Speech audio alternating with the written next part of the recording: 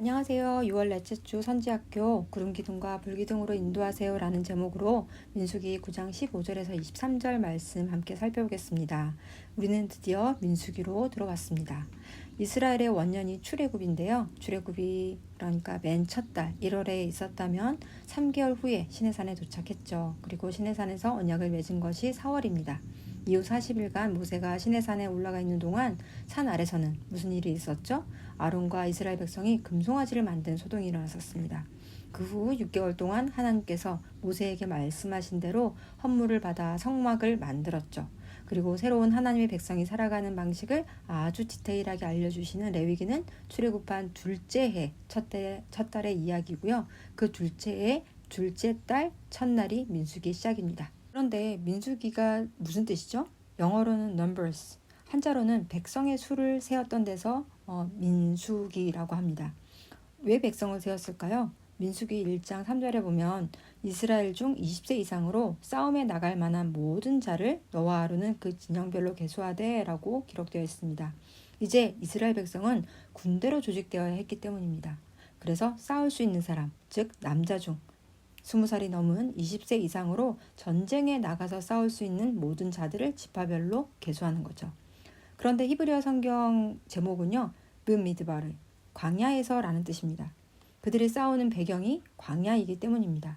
약속의 땅 가나안으로 가는 광야 길에서 출애굽한 이스라엘 백성들이 어떻게 하나님의 군대가 되어가는지 보여주는 책인 거죠. 이렇게 민수기는 광야 학교 혹은 광야 신병 훈련소인 셈입니다.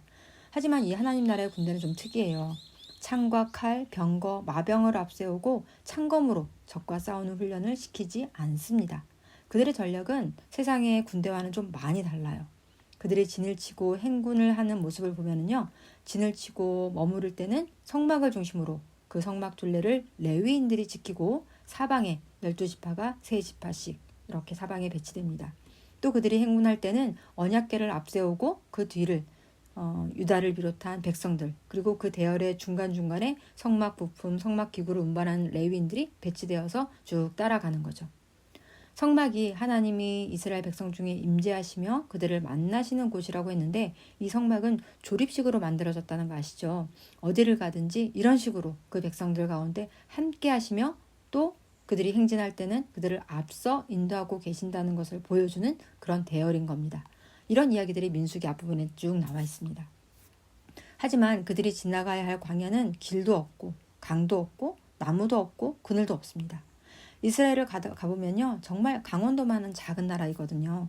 예루살렘, 헤브론 최대한 남쪽으로 가서 브엘세바 정도까지는 인적이 좀 있고요. 그 남쪽으로는 정말 아무것도 없습니다. 간혹 주택이나 빌라가 빼곡한 골목으로 우리가 차를 몰고 들어가면 자주 길을 잃잖아요. 저는 그렇던데요. 물길을 따라간다거나 뭐 알아볼 만한 랜드마크가 있으면 괜찮은데, 숲속이나 이런 데선 랜드마크가 없는 광야는 방향을 잃기 쉬운 곳인 거죠. 이 길도 없고 물도 없는 광야를 어떻게 지나가야 할까요? 이때 하나님께서 그들에게 내비게이션을 주시는데, 그게 바로 구름기둥, 불기둥입니다.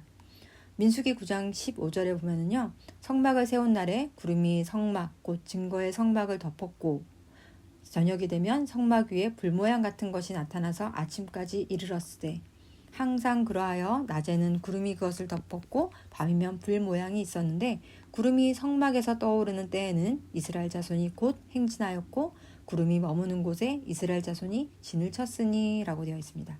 이 구름은 성막 곧 하나님의 처소가 세워졌을 때 하나님의 임재를 보여주는 증거였습니다. 그 빽빽한 구름은 곧 하나님의 직접적인 인도하심, 임재를 뜻하는 것이었습니다. 모세나 제사장이 인도한 게 아니라는 거죠. 이스라엘 백성 누구에게나 보이는 하나님의 인도하심이었습니다. 하나님께서는 빽빽한 구름 가운데 성막에 찾아오셨어요. 성막은 하나님께서 이스라엘과 함께 계시는 거룩한 집인 거죠. 이 구름이 성막 위에 머무르면 아무리 오래 머물러도 이스라엘 백성은 움직이지 않았고, 이 구름이 떠올라 움직이면 하룻밤만 머물고 출발하더라도 행진을 했습니다. 이 구름 내비게이션이 아무런 랜드마크가 없는 곳에서 어디로 가야 할지 방향을 잡아주고 일어나 가야 할 때와 멈출 때를 알려주는 거죠. 밤에는 불이 나타나 그들을 보호해 주었습니다. 광야는 낮에는 뜨겁고 밤에는 춥거든요. 이 구름 기둥이 낮에는 그들에게 그늘을 드리우고 밤에는 불기둥이 되어서 어둠을 밝히고 추위를 막아주는 역할도 했을 거예요. 이렇게 하나님은 이스라엘 백성을 도우시고 인도하시는 분이었습니다. 그런데 무엇을 따랐다고요? 구름 기둥. 그런데 18절 한번 볼까요? 이스라엘 자손이 여호와의 명령을 따라 행진하였고 여호와의 명령을 따라 진을 쳤으며 구름이 성막 위에 머무는 동안에는 그들이 진영에 머물렀고. 구름을 따라 갔는데 여호와의 명령을 따라 행진하고 구름을 따라 갔는데 여호와의 명령을 따라 진을 치고 머물렀다고 얘기를 하고 있습니다. 구름을 따라가는 것이 어떤 신기한 현상이 아니라 신기한 현상을 쫓아가는 것이 아니라 여호와의 명령을 따르는 일이었다고 기록하고 있는 거죠. 군대도 그렇잖아요. 저는 군대를 다녀오지 않았지만 군인들은 명령에 죽고 명령에 산다면서요. 하나님의 군대는 더욱 그러한 거죠. 그래서 오늘 본문에서는 여호와의 명령을 따라가 무려 8번이나 반복됩니다. 18절, 방금 읽은 18절에서도 이스라엘 자손이 여호와의 명령을 따라 행진하였고 여호와의 명령을 따라 진을 쳤으며 라고 했는데 앞단락을 마무리한 18절에 이어서 뒤 단락에서도요. 19절에서도 구름이 성막에 머무는 날이 오랠 때에는 이스라엘 자손이 여호와의 명령을 지켜 행진하지 아니하였으며 20절에서 혹시 구름이 성막 위에 머무는 날이 적을 때에도 그들이 다만 여호와의 명령을 따라 진영에 머물고 여호와의 명령을 따라 행진하였으며 그리고 이 뒷단락을 마무리하는 23절에는 23절 한 절에 3번이나 등장합니다. 곧 그들이 여호와의 명령을 따라 진을 치며 여호와의 명령을 따라 행진하고 또 모세를 통하여 이르신 여호와의 명령을 따라 여호와의 직임을 지켰더라. 그리고 나서 이 이스라엘은 이제 광야를 드디어 진군을 합니다. 이렇게 여호와의 명령을 지키는 일은 광야 가운데 하나님의 인도하심을 받는 중요한 훈련이었습니다. 이것이 곧 여호와의 직임을 지키는 일이었습니다. 하나님의 일은 하나님의 명령을 벗어날 수 없습니다. 하나님의 백성이 그 직임을 다하는 것은 내가 가진 책임감, 열심, 내가 가진 그 어떤 것으로 하는 것이 아니라 하나님께서 맡겨주신 직임을 다할 때 반드시 하나님의 말씀을 따라 행하는 것이 가장 기본이고 전제 조건이 되어야 한다는 거죠. 하나님의 말씀에 순종하는 것이 가장 먼저란 겁니다. 우리 사울의 예를 통해서 나중에 또 확인하게 되겠지만요. 하나님의 말씀에 순종하는 것이 번제를 드리고 그 어떤 것보다도 하나님께서 가장 기뻐하시는 일입니다. 그러기 위해서 하나님의 말씀은 모세나 아론, 특정 사람들에게만 보여주고 들려주시지 않습니다. 누구나 볼 수 있고 들을 수 있게 우리에게 주십니다. 그래서 말씀이 가르쳐져야 하는 거고 말씀을 배워야 하는 거고 이 때문에 루터의 종교개혁을 통해서 누구나 알아들을 수 있는 자국민의 언어로 성경이 번역되었고요. 오늘 우리가 히브리어, 헬라어 몰라도 우리말로 읽을 수 있는 성경이 주어진 거죠. 그런데 성경 말씀을 듣고 이 말씀이 무슨 뜻인가 깊이 생각하고 묵상하는 일을 다른 사람에게만 맡겨놓으면 될까요? 안 될까요? 사랑의 교회도 제자훈련하는 교회죠. 제자훈련의 핵심은 말씀으로 성도들을 양육하는 제자, 말씀으로 하나님의 직임을 다하는 제자들을 길러내는 거잖아요. 저도 제자훈련을 받으면서 가장 큰 유익은 바로 말씀을 보는 훈련이었습니다. 그 말씀이 그야말로 꿀같이 달고 어떤 학문보다 깊이가 있는데 어떻게 훈련 끝났으니까 성경대학 교리대학 끝났으니까 이제 성경 안 봐도 된다. 야 자유다. 이거 훈련 잘못 받은 겁니다. 말씀을 안 보면 우리 경험, 우리 상식으로 가르치고 우리 얘기를 들려주게 되죠. 제일 어처구니 없는 일이 어떤 목사님이 말씀하셨다면 아무 생각 없이 아멘하는 사람이에요. 그게 로마 카톨릭이 하는 일이거든요. 교황이 말씀하는 것은 곧 하나님의 말씀이다. 진리다. 그래서 그 절대 권위를 성경이 아니라 사람에게 위임하는 거죠. 성경을 보지 않는 것은 우리에게 맡겨진 하나님의 백성으로서의 그 직임을 등한시하는 일입니다. 근무태만입니다. 제럴드 시처의 하나님의 뜻이라는 책에 보면은요. 신학을 해야 할까, 의학 공부를 해야 할까 하고 내가 무언가를 선택해야 하는 상황에서만 하나님의 뜻을 우리는 찾는데 하나님은 네가 의사가 되든 목사가 되든 그게 중요한 게 아니라 어떻게 하나님의 백성답게 사는지가 더 중요하다. 어떻게 살아야 하는지 성경을 펼쳐보면 이미 너무나 분명하게 우리에게 말씀해 주셨는데 분명하게 말씀해 주신 그 말씀을 듣지 않고 우리는 내가 선택해야 될 것, 내 관심사에만 우리의 에너지를 쏟는다는 거죠. 광야 가운데 구름 기둥, 불 기둥을 따라가는 일은 신비한 현상을 쫓아가는 일이 아니라 길이 보이지 않고 혼란스러운 광야 같은 세상에서 하루하루 일상을 살아가는 방식입니다. 저도 매일 아침 여러분이 이제 말씀을 보내주시거든요. 날샘으로 큐티를 합니다. 간혹 사람들을 통해서 성경의 말씀을 듣기도 합니다.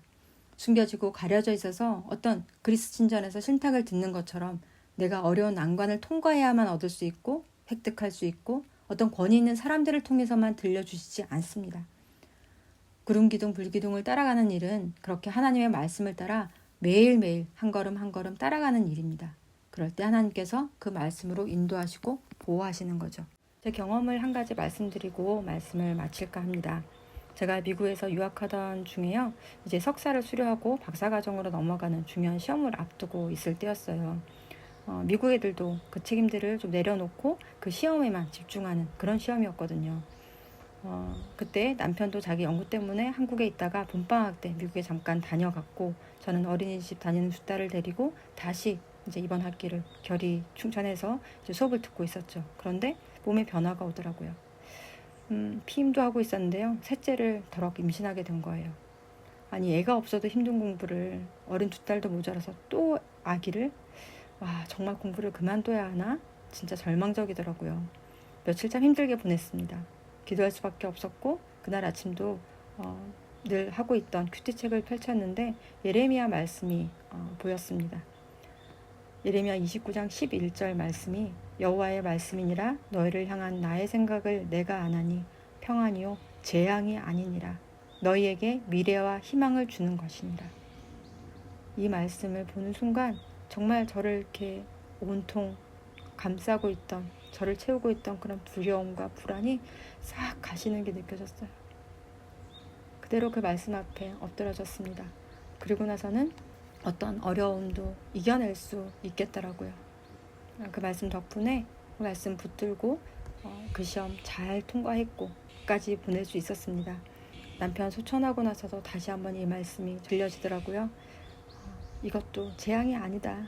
평안이고 너희에게 미래와 희망을 주는 것이니라. 라고 말씀하시더라고요.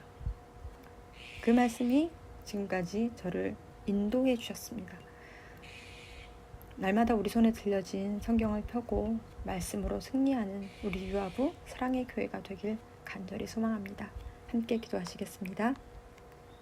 참 좋으신 하나님, 출애굽시킨 백성들을 광야 가운데서 구름 기둥과 불 기둥으로 지켜주신 하나님을 찬양합니다. 길도 보이지 않고 물도 없는 아무런 도움도 기대할 수 없는 곳에 서 있는 것 같을 때라도 하나님은 그 백성과 항상 함께 하시며 친히 앞서 인도하시는 하나님이심을 기억하고 오늘 우리에게 들려주시는 이 말씀에 순종하는 세대가 되도록 도와주세요. 우리의 구주 참 소망 되시는 예수 그리스도의 이름으로 기도드립니다. 아멘.